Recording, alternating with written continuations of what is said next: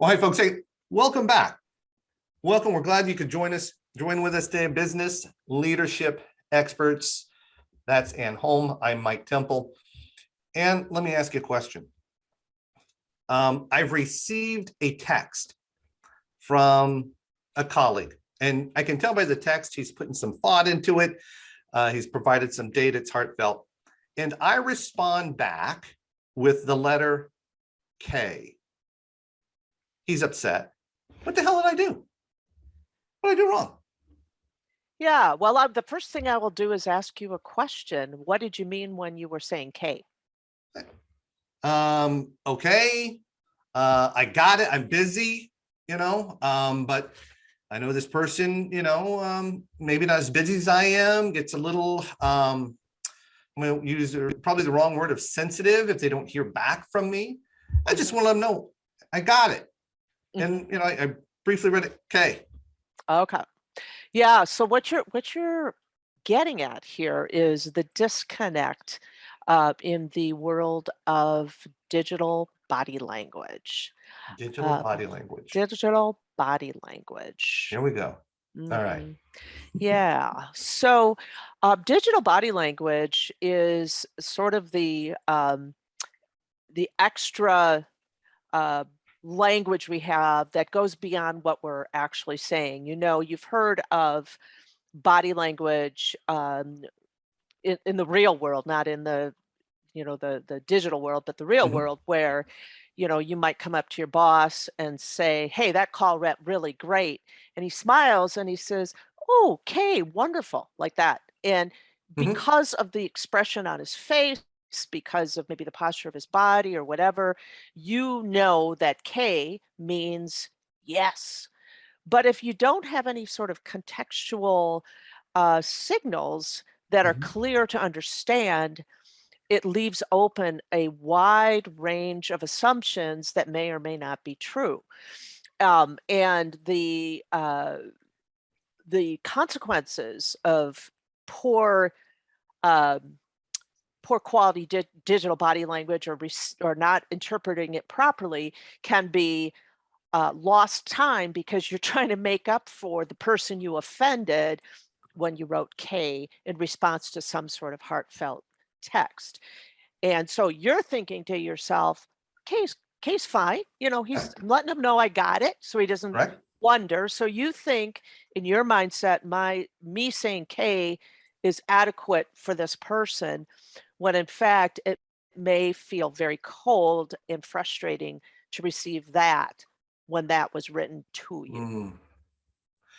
Well, then, Ann, well, let me frame the question this way. I'm from the days prior to Google, when email was cutting edge. And by Yes. the way, Ann, I can say this for myself. I graduated college with a 2.5 before there was even Google. You're welcome. Uh, But all right. K. I give me a thumbs up, people. You know, for Little graduation emoji, that little hat. well, I would have thought that, quite honestly, texting is for that quick response. I Yeah. need something right here, right now. If you wanted a longer, more detailed response, um, you would have sent me an email and I would have replied back with an email with the understanding of, look, I've got emails to go through. I want some time to read this, and then I'll respond, in kind. You Right. know, but a long drawn out text, and that tells me you want a fast response from me. Am I wrong? Am I right? What's going on? Well, so what you're getting at is this idea of expectations. So, your world, a longer text actually belongs in email. In this Mhm. individual's world, perhaps texting is their major highway for communication. Uh, it's very hard to know. Uh, but without any sort of contextual um, setting for any of this, you can constantly have these kinds of disconnects in which Mhm. people feel offended. I mean, imagine the somebody writes a heartfelt little text to their sweetie, you know, "Good night. I'll be thinking of you. and the person writes back good night, or it's Ditto. like, yeah, so, or ditto, or something that's like not as, emotionally demonstrative in their Mhm. response. And then, you lay up all night thinking to yourself, oh, what did he really mean by that? Or something wrong with us, or whatever. And Mm, this all mhm. falls into the realm of digital body language. And in fact, that is why, for instance, we have enter the emoji, and why the emojis continue Ah, to expand as well, because they help a little bit, at least, with the digital body language. It used to be very much just phone, but now I'm noticing on email, there's a lot of it now, but it goes even beyond this kind of digital body language. It's also things like Zoom calls, for mhm. instance, where you are talking to somebody. I mean, all you can see is, about, collarbone up, maybe a little more, but Right, you don't know if I'm tapping my foot because I'm, bored. You don't know if I'm petting my dog and I'm distracted. You don't know any of those things because you can't see. You just see like that. right, And so not only is it texts and emails and Slack and all those other things that come in just the digital form, plus perhaps emoji, but it's what's going on in one of these spaces as well. right. Okay. Um, with my personality type, maybe I can be a little bit more direct or too direct, as some people have said. How should I, with the letter K, should I have returned an emoji with it as well? You know, a smiley face, winky face, or a thumbs up? I mean, Mhm. uh, I don't get it. Yeah. Okay. So what you're getting at is what's the rule? And so Yes. first of all, I want to acknowledge where this body of work is coming from. There is an individual named Erica Duan, Dhuwan, and she wrote, I think, the first, what I would call the first substantial work on this thing called digital body language. I highly recommend the book. But so with regard to, what should I have said instead, a lot of this has to do with expectation. A lot of it has to do with paying attention to who actually sent you that text. So you have to have some degree of knowledge, not only about yourself and your own personal style, but Mhm, the person you're actually interacting with. So I'll give you an example mhm, of that. So if you are an individual who tends to really rely on relationships. So in the MBTI world, that would be known as a feeler, and half the people are feelers. And so how they calibrate how they're doing is based on some sort of a appreciative um, feedback. So that's how they mhm. calibrate. If you're happy, I'm on the Mhm. right track. All right. That's Okay. different than when people say, you know, based on these objective measures, then I'm on the right track. People who, you can think of things both ways and they're both valid. So in your case, you happen to be a feeler. And so you may find that if you get enough dry texts coming your way without any emotional context, you might find that to be like not very satisfying. You might Okay. wonder if that person is, if you're doing the right thing, if you're on the right track with the work you're doing together, or if they, they don't send back any kind of, yeah, this would be really good. This would make things, this would be a game changer for us, or whatever. Right. You might find yourself being, curious, or perhaps offended or perplexed, or any of those other things. So our personality has a lot to do with it. Mhm, There is our there's even male female differences as well in some of mhm. this, although it's not, none of this is black and white. It's all nuanced.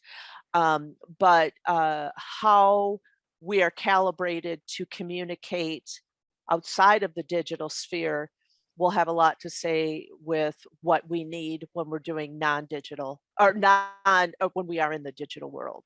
Okay. And of course, that type of communication is picking up more and more. And I think that as well, as a society, more of us are becoming emotional, right? Yeah. So we used to have time to cool down before we communicated with someone. And now communication is a click away.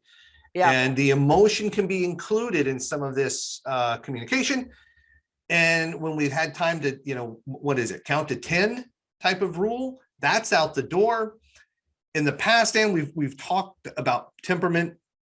Primarily, we've talked about the 9 saboteurs in some of our earlier podcasts.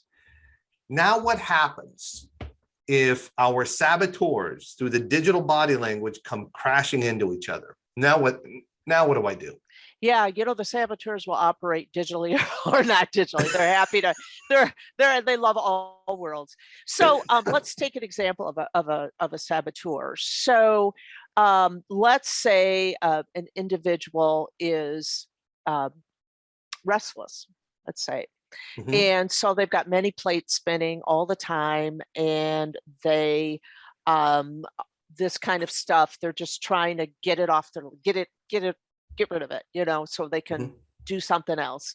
So they may be a person that writes back K, where, and then you send it to a pleaser, somebody who is feeling like I have to make everybody happy, or they've got to be thrilled with me, or whatever. And then those two come together, and you get this kind of an exchange. Mhm. And then they go away, and maybe the pleaser sends another text to see if they can get, the reaction that they're looking for. And the restless person, volleys back another K. And then, so Now our digital hell saboteur has broken loose here. right. I mean, I'm saying, you just picture this, or yeah. Or any of these things can come into play. Whatever can come into play in the real world can come into play in the digital world, and it's usually amplified because we don't have any contextual, or we have very little contextual anchors. Mhm. So people are left to wonder. Now, this is just one thing, the K text thing. Another thing is things like email threads. It's a Okay. broader thing, even when people copy all to an email thread. Yeah. And you feel like, okay, when in doubt, copy all, just so everybody gets it. But meanwhile, people are getting 350 emails a day, right? Correct. So another digital body language issue is, in fact, the email thread. How many Correct. people are included, or even the text thread? I've been on a text thread with 20 people before, and it's like, holy cow. And I still haven't really figured out how to shut that all down. But then let's reverse it. So you can have a text thread where somebody's left off of the text thread, and they wanted to be on the text thread, and then they take it personally. So, you can feel like you're left out, Mhm. that kind of thing. Everybody else heard about this, but me, I was left off the thread. And the digital body language is just basically telling you you don't matter, or you're not included. We meant to leave you off the We thread. meant to, but maybe you didn't. I'll tell you a Right. funny story about something exactly like this. So 3 years ago, when my granddaughter was born, everyone wanted to know her name. And I'm getting texts. So, what's her name? I don't know what her name is. I haven't heard what her name is. And so my daughter said, well, we'll send out a group text so no one gets it ahead of the other guy. Okay. Yeah. All right. Okay. That's fair. Right. So there's digital body language. We're going to try to be equal right there. That's what this message is supposed to be. So a little while later, my mom calls me and she said, what do you think of the name? You know where this is going, right? This is awesome. I said, what name? What name? The baby's name. I go, I don't know what the baby's name is. And she goes, oh, I don't know if I should tell you. And I said, what? I don't even know what's going on. Well, as it turns out, the grandma shark got let off, wasn't on the thread. I was not on this thread. And to this day, it still carries wounds. Well, we laugh I about it. know. We laugh at, like, the queen mom, not informed. So somehow I got left off the text thread. Now, literally, if Mhm. I was a bit more sensitive about something like that, it Right. might be something that really would get to me. I mean, that digital body language, that being left off the thread, Mhm. might be this, we're like, but I found it to be pretty amusing, and I recognize they had a lot of names to put in there, and I could have taken the stance like, but whose name should have been first, for heaven's sake? The Well, the grandmother of the one who just, the mother of the one who gave birth. Oh, you could go on and on with this, but this is what I'm saying is that, your personality, your saboteurs, all of those things can make a big impact on how you take all this. well, now you bring up another point, Mm. and we've seen how sometimes this can fester. Like Yeah. you said, jokingly, you were left off the thread. Yep. Okay. But I've seen even with clients where, some of these things have festered, and they have brought up, the example, I'm never included in Yeah. some of the threads. Yep. Why? They don't trust me because when they reply all, or when they send an email to me, they include my supervisor in the email as well. They don't trust, therefore they don't trust me. And now relationships are, Yep. going down the toilet here. Yeah. Yeah. And now the saboteurs, like you said, our temperament is now Yep. ranging. Yep. Yep. What do we do? Very much with that. Wow. So yeah, there's actually some things you can do, and it's a process. It's not a prescription, but a process. And so the first thing, that somebody can do, because this is prevalent everywhere. This is not, there's no place that doesn't suffer from this. And Mhm. actually, by the way, a lot of time and emotion, and misery and everything else is the consequence of all this, is to first of all kind of think about, get together as a organization, and Mhm. talk about what your actual norms are. What constitutes Mhm. a thread in which you need to reply all. Does everybody need to be on the initial thread? So if we're talking about email, what are our norms around this? Mhm. What are our norms around texting? What is our expectation around texting? What does it mean when we text? Because you said, even at the beginning of this conversation, you said, I responded K because I'm busy, because of this, because of that, or whatever it is. And you came from the perspective of, this is my world, this is what you get. Mhm. And imagine now that you have, by way of, uh, just sending K back, for instance, Mhm.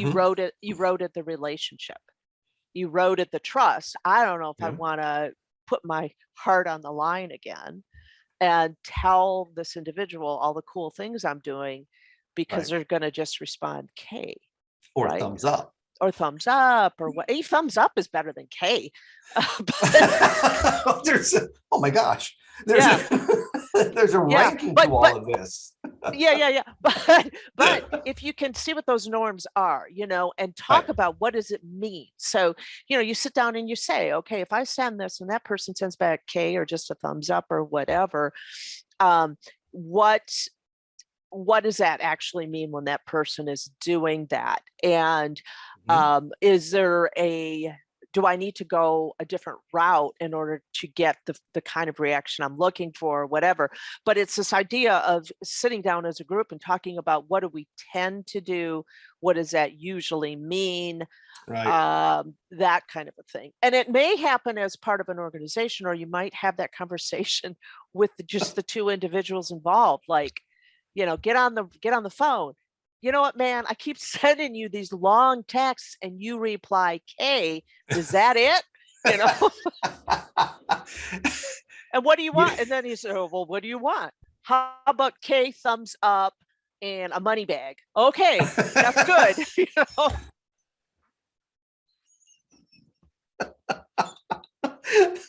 Right? K, thumbs up, money bag. And you and I are using that one between each other now. Okay. Okay, thumbs up and a money bag, whatever. But yeah, a lot of times, by the way, people have these little agreements in their family. They have Right, it's almost like another language. So what we have in our family, for instance, is this thing called rat points. And so if you are on a great vacation and no one yeah, else is, you earn rat points, like you rat. So got we it, call them okay. rat points. So my son is in Mexico, and he will take a picture of something, and then underneath it he'll put a rat, and it just means rat points. But see, in families, we do this a lot. We have these Right, agreements about, what's a rat point, what's this, what's that. And we have this, it's almost a second language, right, a digital body language is almost another language. But not everybody speaks the same language true. until you actually look at what the hell did you mean by K? What did you mean by thumbs up? What did you mean by a money bag? Those kinds of things. So you first sit down and talk about what's already in place and what does that tend to mean. And It now that I'm thinking back at some strategy sessions that I've had with clients and we were doing 90-day reviews, yeah, I can remember a couple of instances where the owner of the organization, and I believe they were in Cleveland, and part of the ownership team was in Florida. yeah, And one of the primary owners was talking about, people, we need to be more professional. I want you to start being more professional.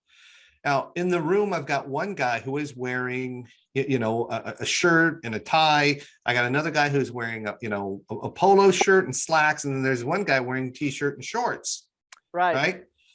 And they don't understand what he means by this professional. And I right, told him, right. show me the action of what professional looks like to you, because this is one of your values. Show me the action. He said, your email Mm, communication is mm, not professional. Watch your punctuation, watch ah, your grammar, watch ah, your sentence structure. And just like you're doing now is what they did. yeah, And he did bring up the point that majority of our interaction with customers, and Ann and I, our focus, we work in the logistics industry and franchising industry, where a great deal of communication, especially in the logistics industry, is digital. yes. Text and email and Slack, Slack. Now we got Slack. public enemy number one in my view, but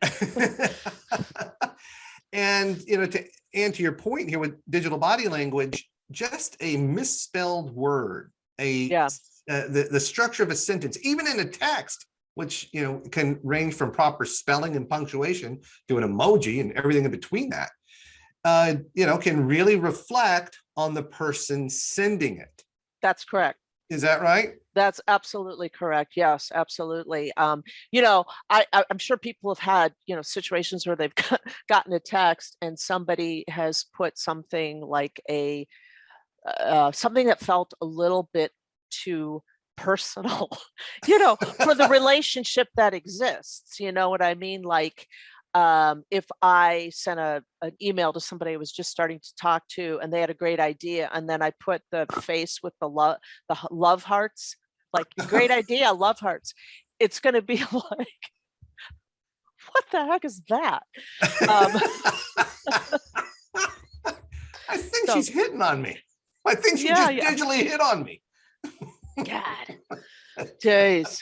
So yeah, so Yeah, that's what I mean. This is but with digital body language, you can, it's so much, it's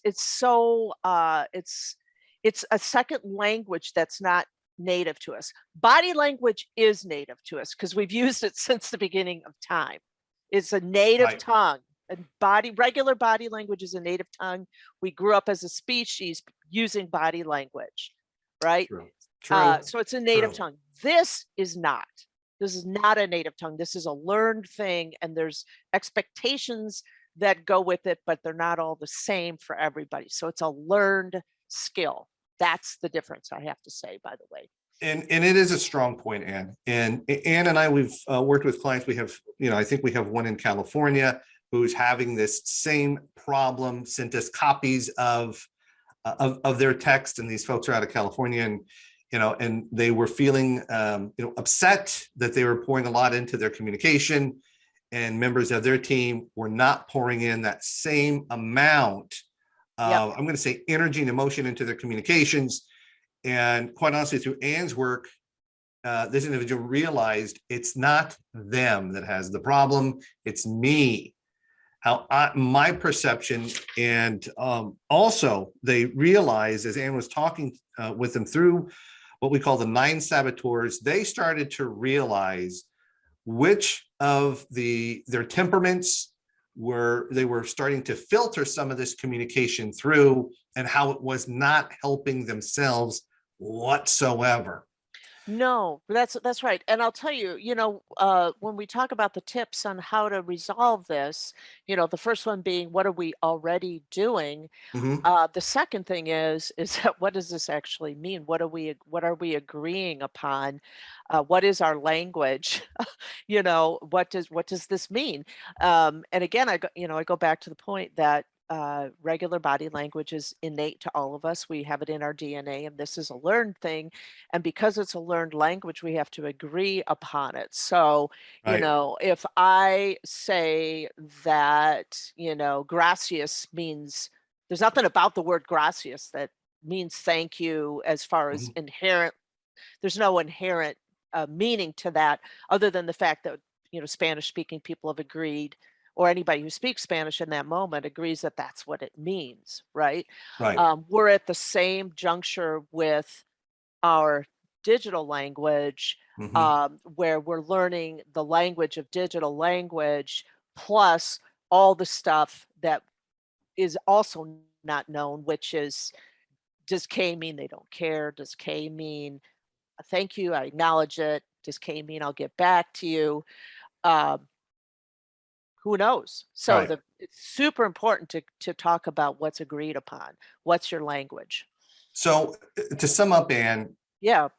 what are some of the tips that people can utilize to kind of work through the digital body language? Okay. So to work through this, the first, and it's not a quick fix, although there are some quick fixes in all of this, but overall, this is like learning a new language. First of all, you talk about what they're currently doing. We're typically, using email, and everybody's included on every reply. I mean, not a you just do a blameless discernment look at what Hmm. you're actually doing. Know the lay of the land. Don't get anybody defensive. Just everybody kind of put the cards on the table. This is what we tend to do.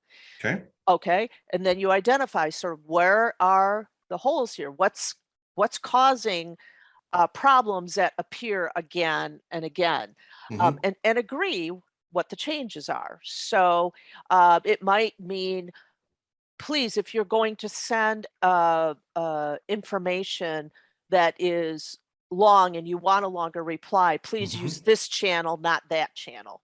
Okay. Or actually call me and don't text me, or Ah, whatever. Because a person could even say, well, if I was receiving the message, I'd want to text so I could actually go back on it. Where another person might say, I don't want that. I just want a quick phone call. So you talk about what are the new and agreed upon changes. okay. Um, and then also, from a personal perspective, look at your temperament. Look at so your temperament has a lot to do with your style of communication, the type of communication you do when you're not in the digital world, and even actually the digital world. You're going to look at your saboteurs. What are these things that are standing in your way, and creating judgments around stuff that simply isn't true, and it's actually contributing to the problem. So this is the idea of, the pleaser talking to the restless. The restless doesn't really respond. The pleaser tries even harder, sends a second and a third and a fourth text, and this guy still says K or all right or something like that, and you still don't get that resolution. So you want to be looking at how you tend to um, take in information, how you tend to judge it, what are your channels and things like that, so Mhm. that you understand your part in this whole potential disconnect. And then be able to articulate that, bring that back to having a conversation with somebody you're working with on what we really mean by all of this.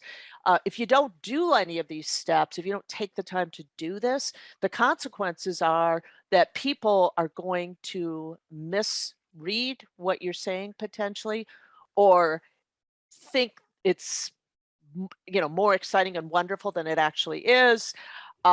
It might feel intrusive. I mean, there's so many things that can happen when there's a disconnect with this language, Mhm. and to repair that sometimes takes a really, really long time. If you or it erodes the relationship. You get 5K texts, and you start thinking, I don't even know if I want to work here. I don't think I'm appreciated. And that might be Right. farther. That might be the farthest from the truth. You don't know. But True. that's the tricky stuff here. True. Is It's very, very important to start looking at this and start to talk about it, because everybody sort of lives in their own personal digital body language world, and Right. there's not a lot of alignment, generally speaking. That's true. And thank you so Yeah, much. And for you're those of welcome. you who think you got it tough, half my family is Mexican, the other half is not. So when I get a text from my mom, it's mixed with half English, half Spanish, and a buttload of emojis. And I got to get my little girl to determine to It's like, what decipher what is she what said. is this? What did What she did she just mean? say? Yeah, Okay. exactly. All Exactly. right. So, yeah, no, this is something that can be greatly improved, but you have to focus on this actual task of understanding digital body language. Very true. And All thanks right. so much. And listeners, thank you so much for tuning in. If you like what you heard, please like, subscribe, and pass along to your friends. Until next time, hey guys, thanks so much.